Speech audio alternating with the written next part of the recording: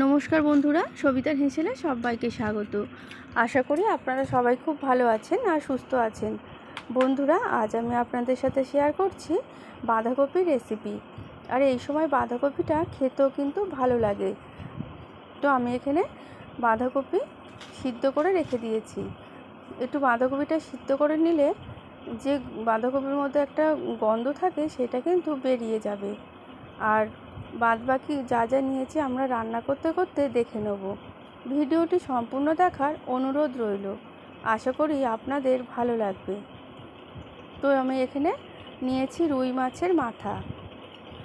এখানে রুই মাছের 3টে মাথার টুকরো আছে, নুন হলুদ মাখানো।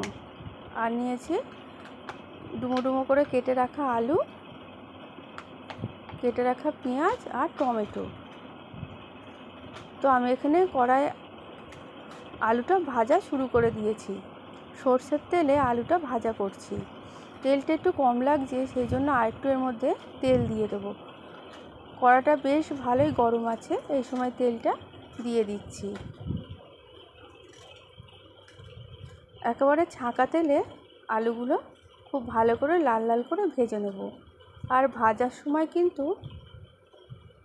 বেশ খানিকটা সিদ্ধ হয়ে যাবে, এরকমভাবে কিন্তু ভেজে নিতে হবে। তো দেখুন, আলু লাল লাল করে খুব সুন্দর করে ভেজে নিয়েছি। এবার তুলে রাখছি। এইভাবে ঘরোয়া বাঁধাকপিটা রান্না করলে কিন্তু অনুষ্ঠান বাড়ির মতনই খেতে লাগবে। এরপর আমি ওই আলু ভাজা তেলে ভেজে নিচ্ছি মাছের মাথা বা মাছের মুড়ো, যাই বলেন না কেন, ভেজে নেওয়া হচ্ছে। ছাঁকা তেলে খুব ভালো করে এগুলোকেও ভেজে নিচ্ছি। এই তেলটা আমি কিন্তু তুলবো না। এই তেলের মধ্যে এবার আমি ফোড়ন দিয়ে দেবো। ফোড়নে দিচ্ছি তেজপাতা, শুকনো লঙ্কা আর পাঁচফোড়ন। প্রথমে পাঁচফোড়ন আর তেজপাতাটা দিয়ে দিলাম, তারপর শুকনো লঙ্কাটা দিচ্ছি। এই পাঁচফোড়ন দিলে পরে তরকারিটা কিন্তু খুব সুন্দর আসে, খেতেও কিন্তু দুর্দান্ত হয়। এরপর দিয়ে দিচ্ছি কেটে রাখা পেঁয়াজ, টমেটো, আদা রসুন বাটা। এইবার এই কাঁচা মশলা এর মধ্যে দিয়ে দিলাম। দিয়ে এই সমস্ত কাঁচা মশলা এই তেল আর ফোড়নের সাথে ভালো করে ভেজে নিতে হবে, যাতে কাঁচা মশলার গন্ধটা বেরিয়ে যায়। আর এদিকে আলু আর মাছের মাথাটা ভেজে রেখে দিয়েছি। এরকম করে রান্না করলে কিন্তু আপনারা রুটি দিয়েও খেতে পারবেন। যে সকল অনেক বন্ধুরা আছেন যারা ভাত একদমই খায় না বললেও চলে, আবার খুব সামান্য ভাত খায়, তারাও কিন্তু রুটি দিয়েও এই তরকারিটা খেতে পারেন। রুটি, লুচি দিয়ে, পরোটা দিয়েও আপনারা খেতে পারেন।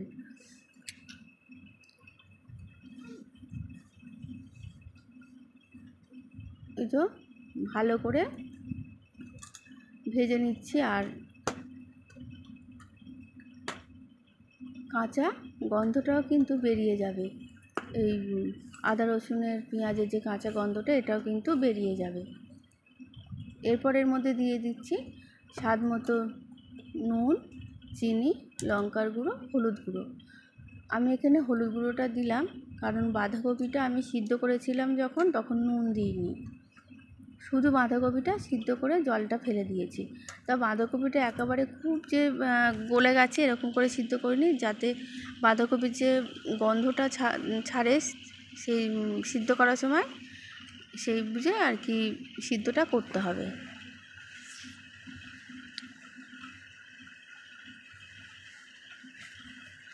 আর একটু জল দিয়ে দিলাম, দিয়ে এবারে এই মশলা ভালো করে ভেজে নেব।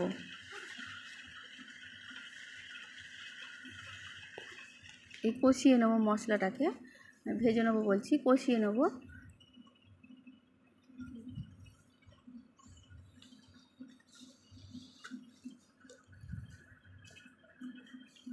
মশলাটা খানিকটা কষানোর পর দিয়ে দিচ্ছি মাছের মাথা, ভেজে রাখা মাছের মাথাটা এবার ভেঙে দেবো।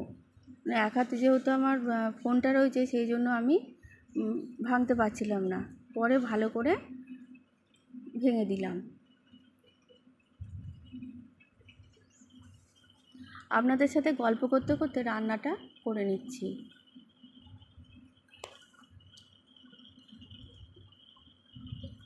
এবার ওই মাছের মাথাটাকেও মশলার সাথে ভালো করে কষিয়ে নিলাম, নিয়ে ওই ভেজে রাখা আলুটা দিয়ে দিলাম, দিয়ে এবার ভালো করে এই আলুটা আর এই মাছের মাথা একসাথে খুব সুন্দর করে কষিয়ে নিতে হবে। তারপর ওই সিদ্ধ করে রাখা বাঁধাকপিটা দিয়ে দিতে হবে, দিয়ে আর একবার ভালো করে কষিয়ে নেব।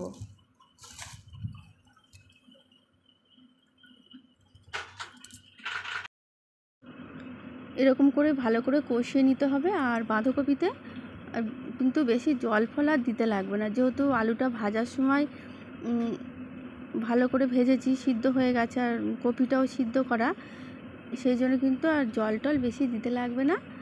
ভালো করে কষিয়ে ঢাকা দিয়ে দিয়ে কিন্তু খুব সুন্দর একেবারে সমস্ত কিছু সিদ্ধ হয়ে যাবে। তো ভালো করে কষিয়ে ঢাকনাটা চাপা দিয়ে দিলাম। এরপর এই থালাটা তুলে আর একবার ভালো করে কষিয়ে নেব। তো দেখুন একটু জল কিন্তু আবার বেরিয়েছে বাঁধাকপি থেকে।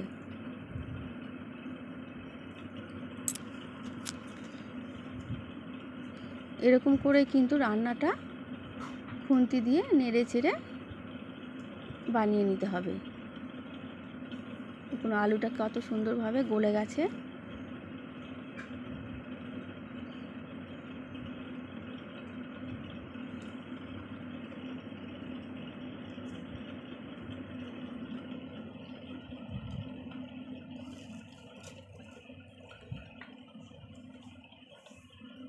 আর একবার একটু ঢাকা দিয়ে দিলাম। তো এই 2-3 মিনিট মতো আর একবার ঢাকা দিয়ে রাখার পর এবার ঢাকনাটা খুলে দেখে নিচ্ছি। এবার ভালো করে সব কিছু একটু ভেঙে ভেঙে দিতে হবে, যাতে তরকারিটা বেশ খুব সুন্দর সব কিছু আর কি মিশে মিশে যায়।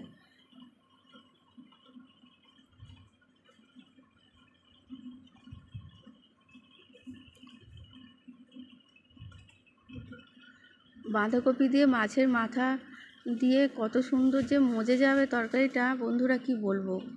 আপনারাও একবার এরকমভাবে বাড়িতে বানাবেন, দেখবেন খেতে কিন্তু খুব সুন্দর লাগে। এই যে রান্না প্রায় শেষের পথে, তার আগে দিয়ে দিলাম গরম মশলা। গরম মশলাটা দেওয়ার পরে ভালো করে মিশিয়ে নিচ্ছি।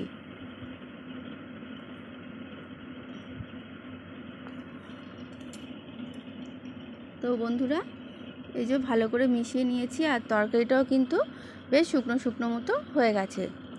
এবার আলাদা একটা পাত্রে তুলে নেব। তো কীরকম হয়েছে আজকের রেসিপি অবশ্যই কমেন্ট বক্সে জানাবেন। মাছের মাথা দিয়ে বাঁধাকপির তরকারি। ফিরে আসছি নতুন ভিডিও নিয়ে।